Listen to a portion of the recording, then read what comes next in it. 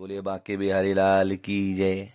आज हम दोस्तों वृंदावन के बारे में बात करेंगे कि वृंदावन में फेमस क्या है, मथुरा और वृंदावन क्या सेम होते हैं क्या, और कृष्णा जी का वृंदावन से क्या रिश्ता है, वृंदावन क्यों प्रसिद्ध है, इस्कॉन वृंदावन कहाँ है। तो मैं पहले शुरू करता हूँ कि मथुरा शहर में वृंदावन मथुरा से 15 किलोमीटर की दूरी पे स्थित है। आप वहाँ पे जाने के लिए इलेक्ट्रिक रिक्शा या ऑटो भी आप ले सकते हैं। ये एक बहुत ही महत्वपूर्ण धार्मिक और ऐतिहासिक नगर है। वृंदावन भगवान कृष्ण की लीलाओं से जुड़ा हुआ है। यह स्थान श्री कृष्ण की कुछ अलौकिक बाल लीलाओं का केंद्र माना जाता है। यहाँ पे मोर देन 5000 टेम्पल्स हैं, मंदिर हैं, जिसमें आपके अगर मेन मंदिर बात करेंगे तो यहाँ 3 पार्ट में अगर आप दर्शन करेंगे तो आपको अच्छा होगा। जैसे जाते ही आप सबसे पहले बांके बिहारी जी के दर्शन करेंगे, उसके बाद उनके बगल में ही 50 मीटर की दूरी पे राधा वल्लभ जी का मंदिर है। बहुत ही मतलब ये युगल स्वरूप में है, बहुत ही प्राचीन मंदिर है, वृंदावन का सबसे प्राचीन मंदिरों में है, जिसमें राधा वल्लभ जी का युगल स्वरूप है। मतलब राधा और कृष्णा जी का दोनों का एक साथ आप मूर्ति देखेंगे। बांके बिहारी जी में बांके बिहारी जी अकेले हैं, बट राधा वल्लभ जी में युगल स्वरूप है। और राधा वल्लभ जी का जो प्राकट्य हुआ था वो सेवा कुंज में हुआ था। तो बांके बिहारी के बगल में अगर आप जाएंगे तो राधा वल्लभ के बाद आपको सेवा कुंज जाना पड़ेगा। सेवा कुंज में जाकर के इनका प्राकट्य देख सकते हैं। फिर जो तीसरी मंदिर वहां पे फेमस है वो राधा दामोदर है। राधा दामोदर के बाद राधा रमण, मीराबाई, ये एक रूप में है। राधा रमण जी के बारे में बहुत फेमस है कि शालिग्राम जी से प्रकट हुए थे।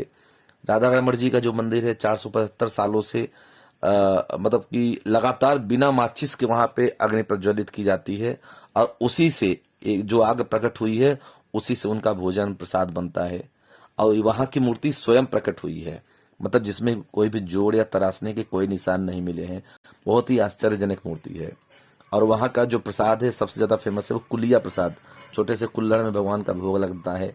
कुल्हड़ में इसलिए लगाया जाता है कि भगवान उंगली उंगली डाल करके जैसे निकाल के खाते हैं, इसलिए राधा रमण का भोग कुलिया में लगाया जाता है। और वहीं की रसोई में पिछले 475 सालों से भोजन बनता है, वहीं के भोजन से उनका प्रसाद लगता है, वहां बाहर से कोई भी प्रसाद नहीं जाता।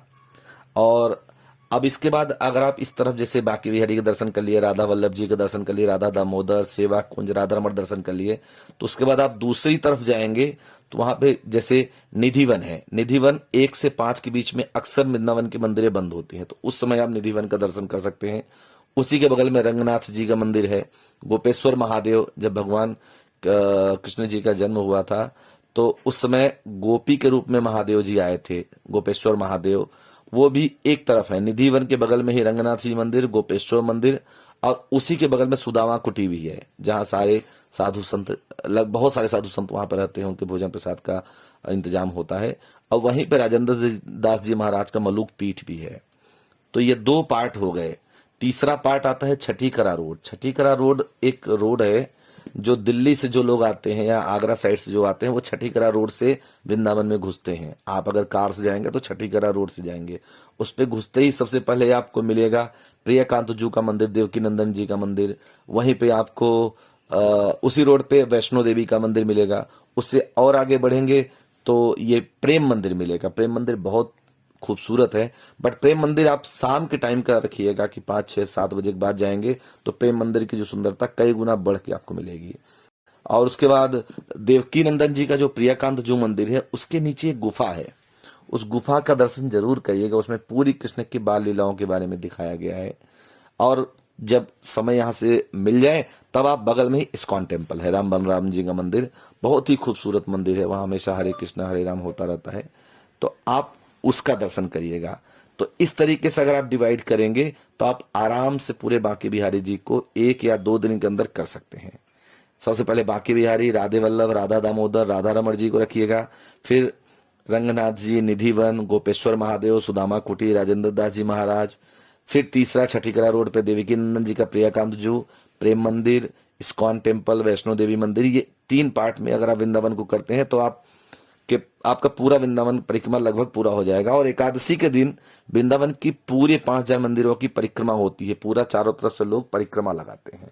तो अगर आपके पास समय है तो एकादशी के दिन अगर जाते हैं तो पूरे वृंदावन की परिक्रमा लगाइएगा, आपको सारे मंदिरों का पुण्य मिलेगा। अदरवाइज आप 1 से 5 वहां अक्सर बंद होता है। तो 1 से 5 का टाइम जो दोपहर का होता है ये बहुत ही क्रूसियल होता है। तो आप उस समय कहाँ जाएंगे? तो अगर आप पास समय होता है तो 1 से 5 आप गोवर्धन के लिए भी निकल सकते हैं।